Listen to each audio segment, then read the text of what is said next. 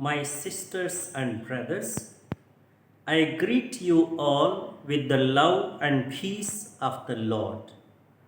I invite you to meditate together with me on the holy word of God of 31st August 2020. The focus of our reflection: a positive response and transformation are possible only in openness and humility.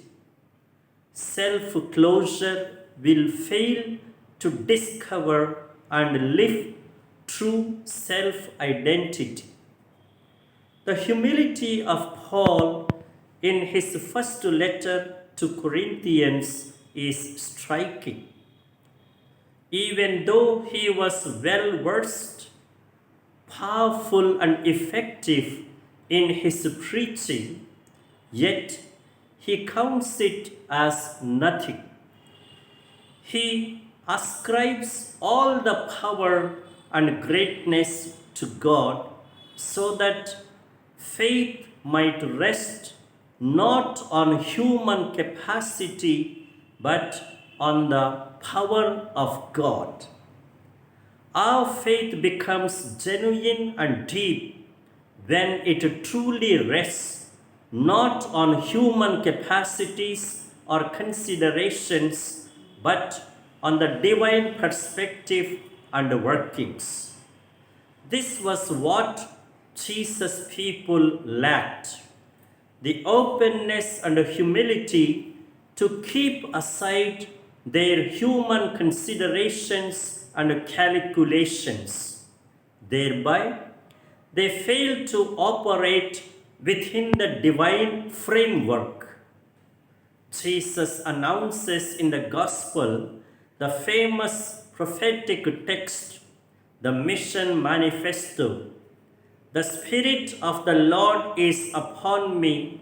He has anointed me to bring good news to the poor, to bring release to the captives, to bring liberation to the oppressed, and to announce a favorable year to all those who are discouraged and desperate. And people wonder and they are amazed at the eloquence, at the conviction, at the power of his announcement. But once he begins to speak of his identity as the Son of God, once he begins to question their lack of faith and cautions them of forfeiting God's grace due to their unbelief, the very same people turn indignant and violent. This is a clear indication of the fluctuation of moods and feelings, indication of their closure of heart, the shallowness of faith, and the instability of loyalty.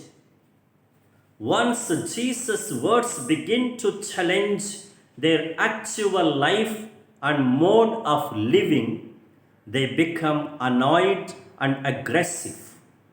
They are caught up within their human boundaries like birth, place, social status, education, etc. They cannot see in Jesus more than their fellow countrymen. Consequently, they fail to see the divine aura in Jesus, fail to appreciate him, and eventually they reject him. And now, the direction and the directive for our life.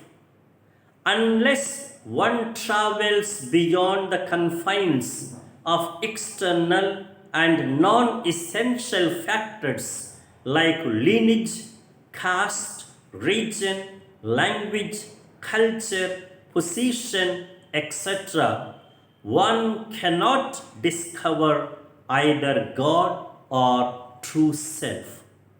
Let us then very specially pray for such grace of God discovery and self discovery.